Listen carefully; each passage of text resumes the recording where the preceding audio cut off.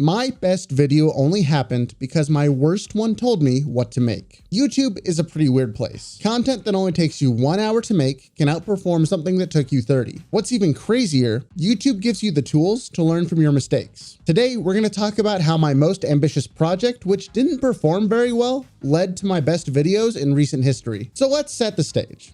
There I was, contemplating video ideas, researching YouTube, looking at SEO, and finally, I had decided to create a full and complete compilation of everything I thought about every type of VTuber. It was going to be an amazing resource, something that everyone could watch to help them decide what style of VTuber to become. It went over all the programs, all the shortcomings, how to upgrade. Truly, it was and still is a great resource for anyone getting started.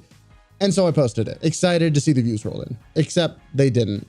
By my own standards, it was a very average video on day one and quickly slid down into obscurity. It's currently among the lowest performing videos on the channel, and I was pretty disheartened by this. The video took me an extra 2 weeks to make. I had spent a lot more time editing, script writing, and researching than normal, but when I went to examine the usual metrics, watch time, click-through rate, and retention, something caught my eye. There was a small spike of interest when I started to talk about PNG-related programs. Interesting. When I was researching that video, I had taken the time to look for as many programs as I could.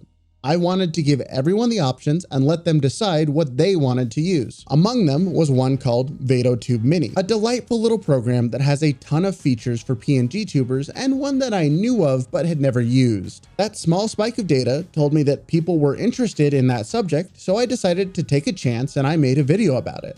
To my surprise, it did very well. In fact, it's among the best performing videos on my channel. This is exactly what we're here to talk about. I listened to an interest shown by you, my audience, and because I made content about that interest, it performed well. But maybe that was a coincidence. Perhaps the research I did for PNG tubing just paid off, so I decided to test it again. There was another spike of interest when I was talking about some of the cool new features that had recently come to VTube Studio.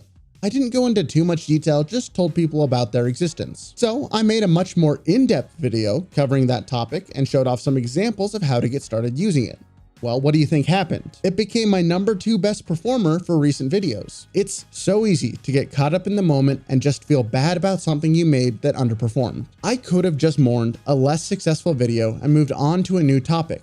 But because I looked at a failed project and find out what I did correct, it let me discover new opportunities that are some of the best content I've made. Now, this method only works if you are willing to fail. Content creation will never be about getting things right 100% of the time. In fact, you're gonna fail far more often than you succeed. But if you take that step back and look at what you did right, you'll always find something you can learn from. Being able to identify those small moments when your audience is really engaged is one of the most important aspects of content creation. You're giving everyone what they want, and you're getting the views and growth you're hoping for. And don't think this is limited to just videos, because you can use this same type of approach for shorts and streaming. If you're having trouble finding the motivation to make content in the first place, I recommend this video, which should help you get into the habit of creating.